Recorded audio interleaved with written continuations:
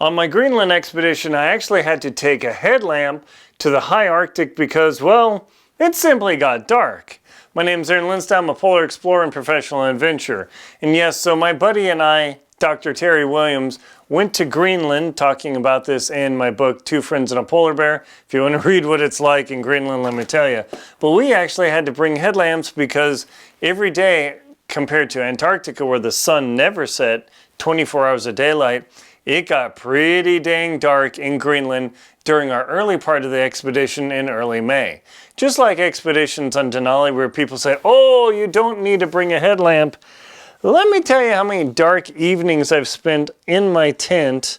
Maybe I've got this upside down. No, I've got this right side up. In my tent on Denali, wishing I had a headlamp to look around. Now, there are a gazillion types of headlamps. I do recommend getting a quality name brand. This is the Black Diamond Storm Rechargeable. I actually have completely embraced and love these rechargeable headlamps. This one has a USB micro port here. Not a lot of them have USB-C yet, but that time will come. I love the rechargeability of these things because I can run the batteries, and if it poops out, I've got solar panels somewhere here. I use my solar panels to goose up the headlamps. Usually it's not a big deal because instead of running my headlamps on spotlight, I switch them to the little wide beam deal where I can get plenty of headlight and look around and not have to spotlight beam it.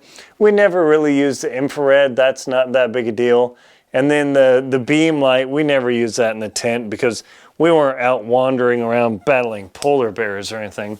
These headlamps are a little bit heavy. The Tika, the Petzl Tika is super ultralight.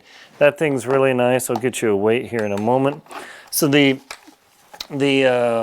Storm R rechargeable is 104 grams.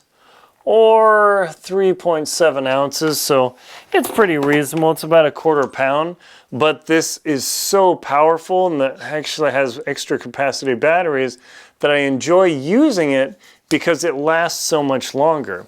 The headlamp strap is a little bit smaller nowadays than they used to be, so that's very nice. Now for jogging, it actually stays on my head pretty well. Although going for hours and hours, I'd probably prefer my other sort of headlamps, but these headlamps are totally necessary, especially if you're going in winter because it gets dark early. It's just how it is in the high Arctic. Absolutely. So I did bring a headlamp with me. Check out gear below. To all my gear, I'm from Greenland, aaronlindsdu.com/Greenland, where you too can learn about all the gear that I took on our somewhat record-setting expedition where we were some of the oldest guys to ever ski across Greenland. So definitely check that out. Read about it. You will find too. It's quite the adventure. Two Friends and a Polar Bear, real fun. But literally, headlamp is basically required everywhere but Antarctica. It gets dark literally everywhere except for the North and South Pole. So that's just kind of how it worked for us. I was super glad to have a rechargeable headlamp just in case I needed to goose this thing up. Over the month, I always ran on super low power. I fired this thing up and let's see, where is it? And I would put it all the way down just so it was some dim light because I knew that over 6 weeks, I had to be very careful with my power, so that is a big advantage. I'll do a more extensive review of the Storm Rechargeable, but I now love rechargeable headlamps because I can have battery packs here. Yeah, battery packs here or USB thumbsticks or whatever. Charge these things up and keep going without having to bring a grip of batteries. My name is Aaron Lindstad. I'm a polar explorer and professional adventurer. Please like, comment, and subscribe to the channel so you can get more info on expedition gear and watch me do it.